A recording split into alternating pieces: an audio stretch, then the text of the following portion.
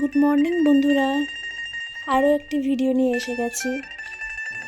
এখন বাজে সকাল 7:15।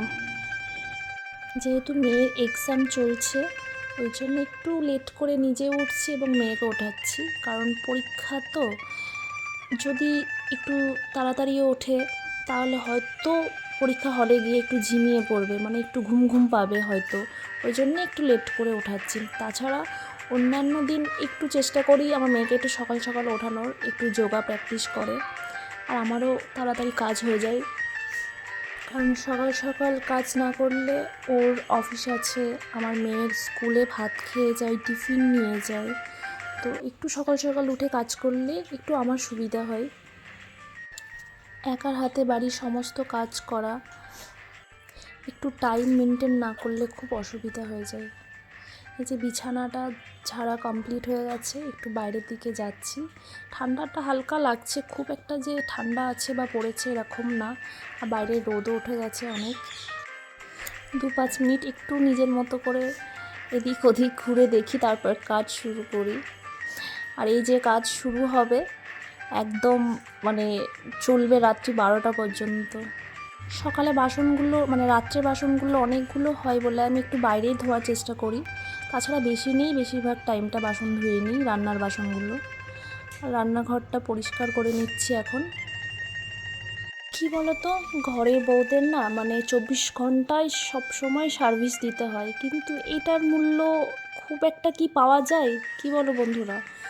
আমার তো মনে হয় এটার মূল্য সবাই খুব একটা দেয় না মূল্য, তাই না? আমরা বাড়ির ভিতরে যে 24 ঘন্টা কাজ করি, কিন্তু এটা যদি বাইরে 24 ঘন্টা না হলে 12 ঘন্টাও কিছু করতাম, তাহলে হয়তো এখান থেকে কিছুটা রোজগার আসতো, তখন হতো সবার কাছে এই কাজের মূল্য।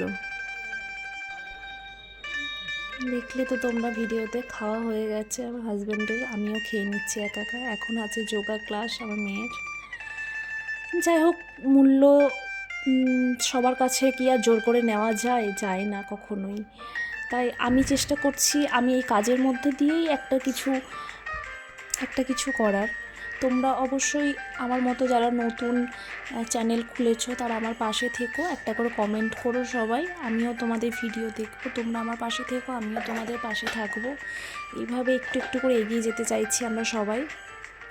আমরা চাইলেও হয়তো বাড়ি থেকে বেরোতে পারবো না, যারা হয়তো এখানে ওখানে হাজব্যান্ডের চাকরির সূত্রে যায়, তারা কোনো দিনই নিজের কিছু করার সুযোগ পায় না। আমিও চেয়েছিলাম অনেক কিছু করতে, কিন্তু সেই সুযোগটা আমি পাইনি, কারণ এখানে ওখানে বদলি হওয়ার ফলে মানুষজনের সঙ্গে পরিচয় হতে হতেই আমার সেখান থেকে আবার হয়তো চলে আসতে হয়েছে।